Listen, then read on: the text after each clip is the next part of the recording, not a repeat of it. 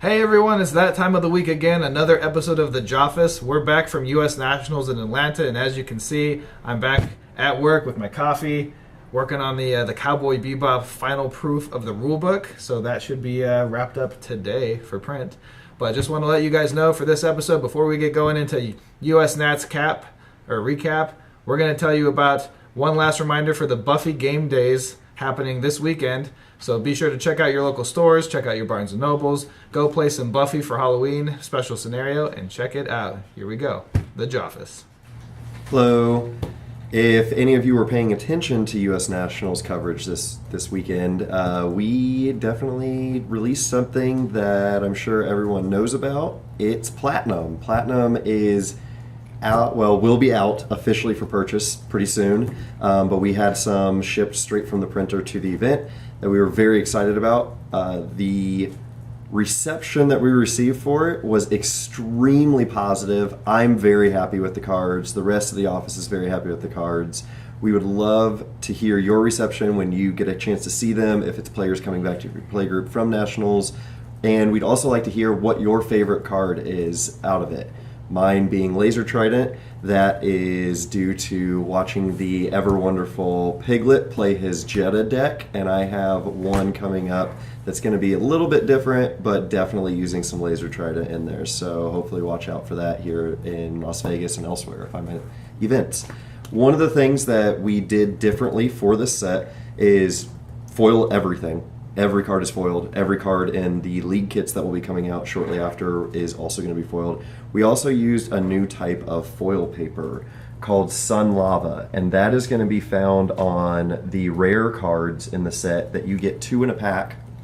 And it really kind of made the cards almost blindingly foiled, which I am very happy with, and you're welcome for, and made the set really special. So again, just let us know what your favorite cards are, what you think of Platinum, and I will see you next week. Hello everybody, I'd like to talk a little bit about United States Nationals.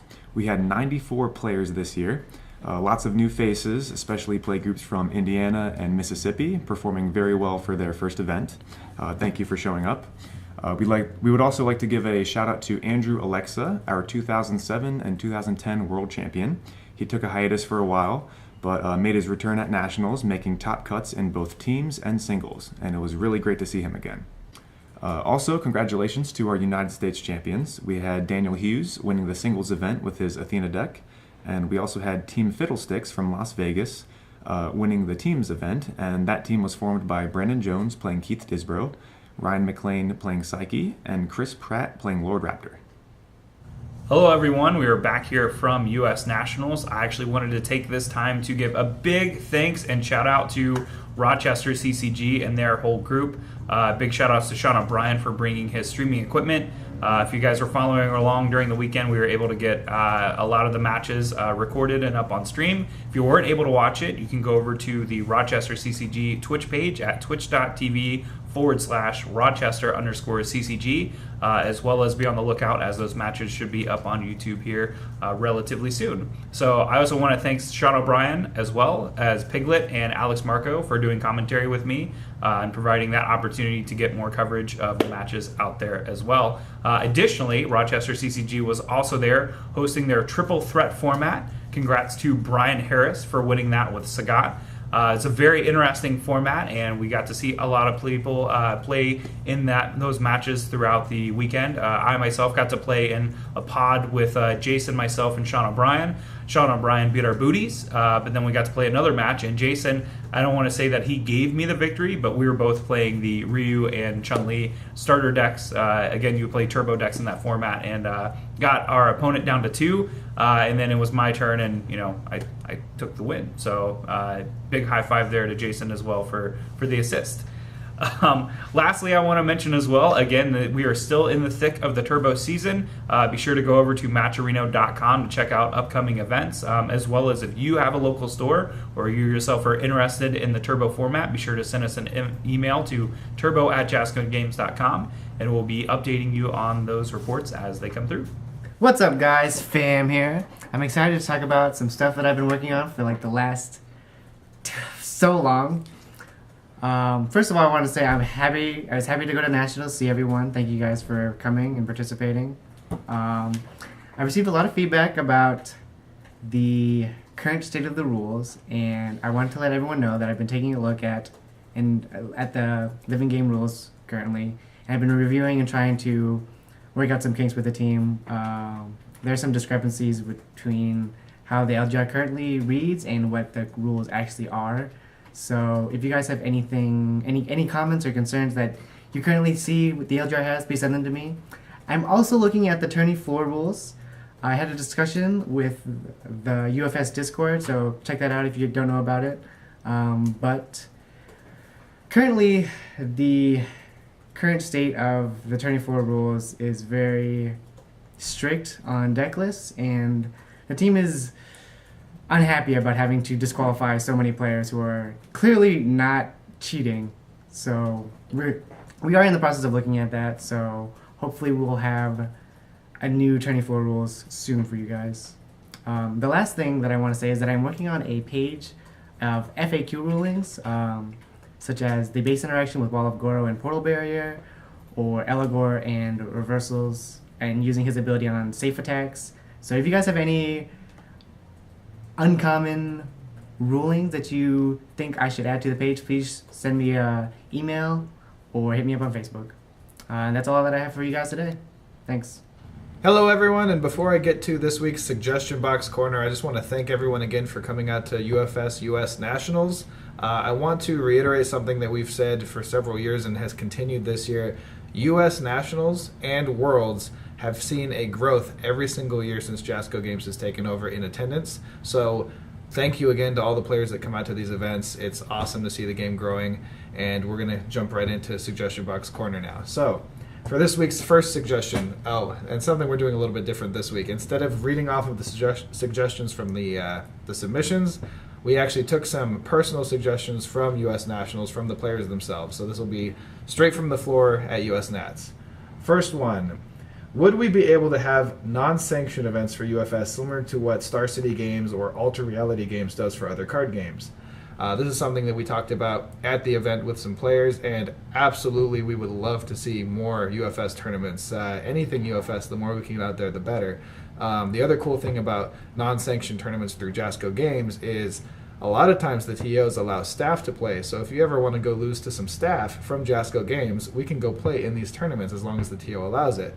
So Star City Games, Alter Reality Games, even things like what Chris Smith does with the Rockford events, Rochester CCG does with the 1Ks and the 2Ks. A lot of times we're allowed to go play in those, so that's even more exciting for us as staff. Next suggestion we have, how do we get a sanctioned national championship in our country? So we've actually had suggestions from Canada, Bulgaria, and China to get national championships. Now, there's not a standard requirement for a national championship. What we want is a submission for the venue, who's going to be running it for the TO, kind of what is the plan, the dates, everything else for your national championship. And then for your first event, we're looking to see somewhere around a minimum of 40 players. Now, that can fluctuate because we know a first-time event is a little bit rough to do, but we're not here looking to hand out cardboard to just anybody. So we want to see a minimum of 40 players if possible, and after your national event, if you do a good job, that's what we're going to do. Look into the next years for your nationals. If it goes great, then obviously we'll be very happy to look into it for the next year and continue to do a national championship in your location. If it doesn't go so hot, we will probably look into a different TO, a different location. What can we do to grow the community to try out a nationals at a later time?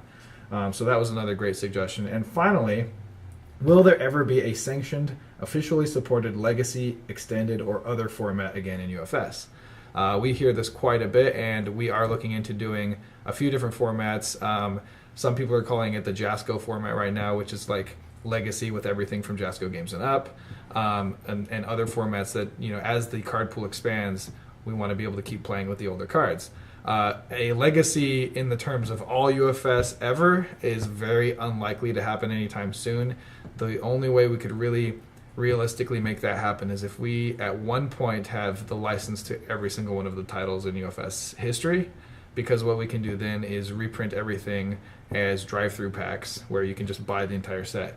The biggest problem with a actual legacy event in UFS is that players can't get a hold of the cards. So what we end up doing is we create kind of a kingmaker format where the same 10, 20, 30 people win every single year, and the format never grows in player size. In fact, it shrinks every year as players, go away and do other things in their life, or can't make it to events. So that's something we absolutely don't want. But we are looking into an extended style format, or as they call it, the Jasco format. We'll have official names for that as we get more into those formats, but we are looking into it. The other thing we want to do is more events kind of like Teams, like a Teams Turbo or Teams Extended or anything like that. Teams is a really fun format. Definitely looking into that. So that's it for the Suggestion Box Corner.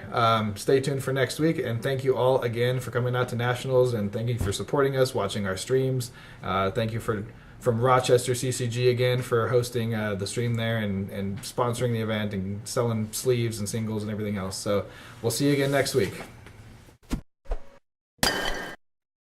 turbo@jascogames.com, and we'll be updating you on those reports as they come through.